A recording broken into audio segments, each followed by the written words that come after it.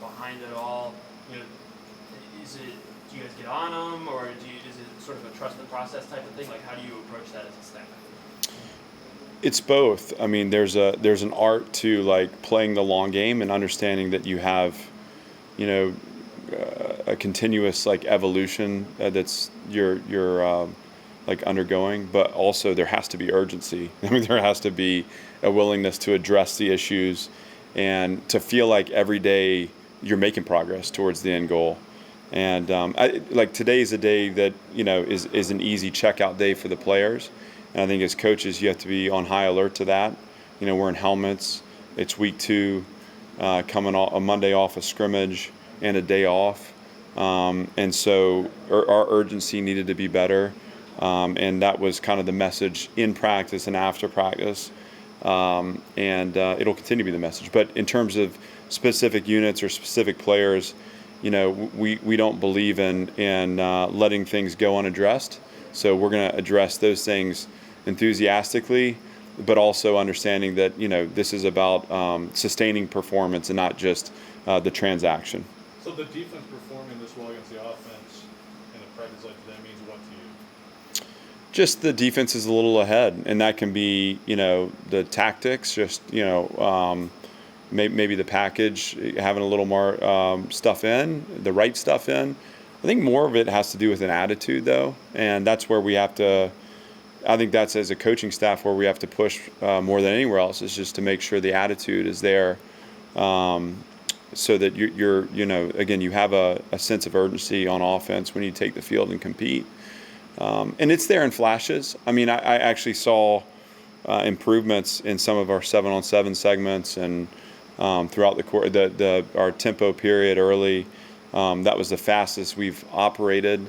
And that's encouraging, but we have to. I mean, we worked 2-minute segments today, and we didn't have a chance to win one of them on offense. That's not okay. So defense is a little ahead.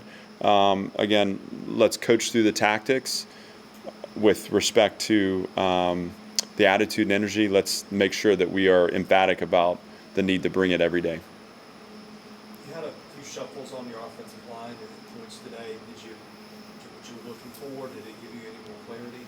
I don't know. That will be upon the review of the film, and I think what Coach Blazek's doing is just he's trying to create the internal competition to move guys forward on their personal journeys and to make sure that we have a program standard that like I don't deserve it, I have to earn it. That's an everyday mindset. So we want to fight entitlement and fight complacency in the program, and shuffling the deck at times, particularly while we're still a few weeks away here, is an opportunity to make sure that we're fighting those things. Would you say center is an area of definite competition at this point?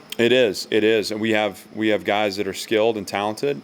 We also have some inconsistency in technique and some of the fundamental operations. So, we want to see that clean up. We want to see, our top end guys able to do the little things the right way.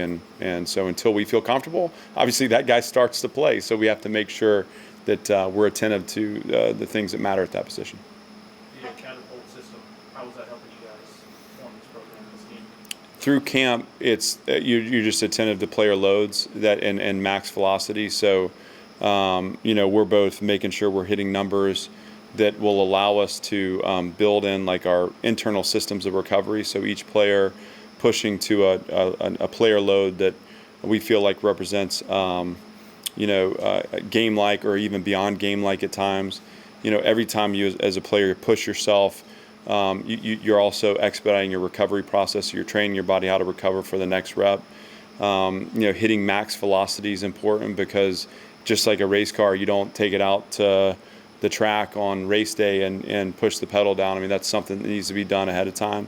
And so we get to know about the conditioning of our team. We get to know about the the explosive athleticism of our team, and we use that obviously very closely daily to monitor the progress of the program. I saw that Remon Davis was in a red jersey today. Is there an injury he's dealing with? More of an accumulation. I think he's been a little banged up. Nothing that is of long-term significance, but we want to, in a situation where he's just taken some lumps here in camp. The red just gives us an alert to the defense that we want to keep him off the ground and keep him protected when he's compromised. So.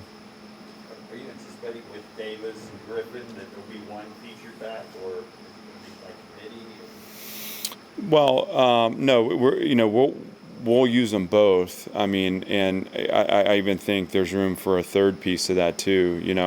I think in our league and with our schedule, that position's going to, it's a physical game, and as far as who takes the majority of the snaps, who gets the majority of the carries, there will be a 1 and a 2 and a 3. I think it's just a matter of again, who shows that ability from now until game day to be the most productive. And that's something too that I feel like that's a position that's easy as the season goes to continue to evolve how that competition plays out. On the intensity side of the deal, like today defensively, who did you like out there? Who are you getting what you're looking for from out there on that side of the ball?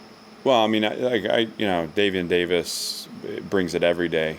He's a guy that I don't know. I mean, he's not changed once. Anthony Orji is consistently bringing spirit. Those two guys always stand out.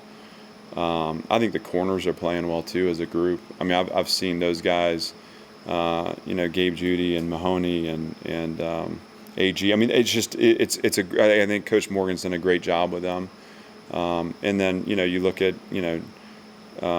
Jerk and Max and the safeties. I think the defense on the whole has really. They have really been consistent in their intentionality in practice and their attitude.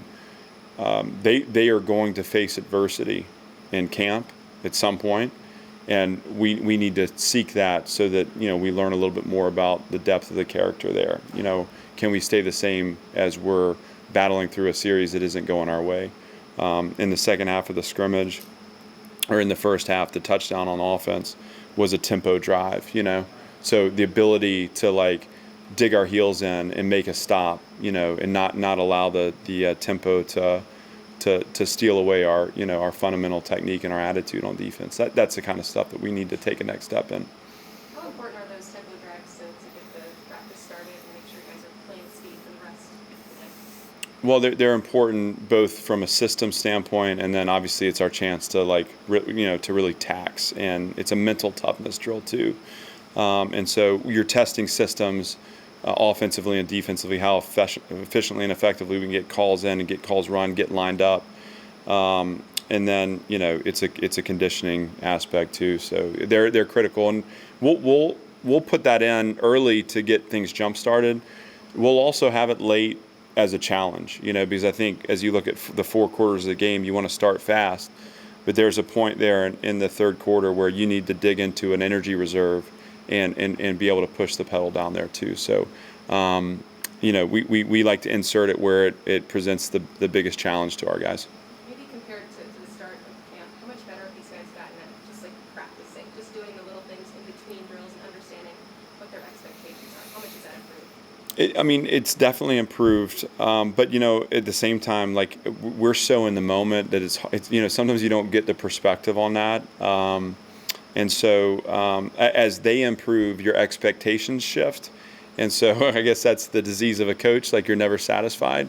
And you're always looking to move that needle a little further. And I think we do that over the next couple weeks to then pull back and prepare to, be at max capacity for game day, and it'll be fun. This week will be fun because there's so much challenge before you even get on the field. It's just that internal resistance that you fight, and you have to be really, really good at winning those internal battles to not just to make it through camp, but actually to push yourself to a point where you're thriving through the adversity of camp. What do you think have been some of the biggest challenges that you face as a first-year coach at a place like Vanderbilt in the SEC? Well, there's a lot to that question. Specifically to not necessarily. Let's just start with the Vanderbilt part. I think, and I've said this before: winning's a skill, winning's a habit, winning's an attitude, winning's an expectation. You have to know how to win, know how to lose. You have to know how to lose because you have to be fearless. Meaning, like if you can go out there and battle and understand at this level you're not going to win every rep, but you lose it and you learn from it and you grow from it, then you start to realize that losing isn't going to knock you down. It's just something that is going to fuel you forward, and through the adversity you become, right? That's kind of the mindset. And so we have spent so much time and will continue to spend so much time on the mindset of the competitor, on the attitude of winning, on the expectation of winning, and that'll be a lesson we'll stick to until I feel like it permeates the program. And again, not just our players. I mean, that is everyone that comes in contact with this program needs to be in touch with that attitude of winning and the habit of winning. As a first-year coach, I'm fortunate to be surrounded by a lot of strength in my staff. And so my mistakes get covered up pretty quickly, which I appreciate. I'm having fun. I mean, it's a challenge. I mean, I think every day I'm challenged and stressed and stretched in ways that I've never been before. But yet, like, literally, when my feet hit the floor in the morning, like, this is my dream. So I don't have to convince myself to get the energy to charge at it all over again. But I'm lucky to have a lot of good people with me that, help to keep me, within the guardrails and to keep this thing moving. And my job is to set the tone with that attitude and that expectation of winning every day. Clark, on the defensive side of the ball, it seems like there's one voice in particular, the one who really is being vocal. I mean, who would that be? It's good to tell from where we are. Well, Davian Davis is the guy. He's the right. I mean, and I don't. That's not to. I mean, to point him out is just to say, like, he is really taken to that role, and not for the role, but that's just who he is, and he's letting that manifest itself on the field every day, and that's been true since January. Honestly, he was kind of the first in on the new approach to doing things. But to point him out is to do a disservice to the other guys who are also there. Bringing it too. So there's a lot of good heartbeat on that side right now. And there is on offense too. I don't want this to be, like I said, there were flashes today where I felt like, hey, I saw it connecting. The dots were connecting. It's sustaining that and isolating those winning moments, right? Throw the ball, catch the ball. It's not big things, it's little things. It's a one-on-one rep where we catch an out, and rather than go out of bounds at the 2-yard line, we're turning and getting vertical and making sure the ball crosses the goal line. That is something that you have to practice. And we'll get there. We'll get there. But it's it's exciting to think that once we get that the attitude there and the mental approach there, what the possibilities are on that side of the ball. Chris, go ahead. I know. Elijah McAllister and Alex Williams a lot at the same spots. I saw them on the field together today. I don't know how much you've worked on that, but what are your thoughts on usage of both of them? And was that just a little bit of a trial, or are you thinking about using those guys both at the same time potentially? No, I think it's part of the strategy. I mean, on third down in particular, the length creates problems. I mean, the pocket is smaller by nature of the fact that they're longer, and so we want to look to use those guys at the same time.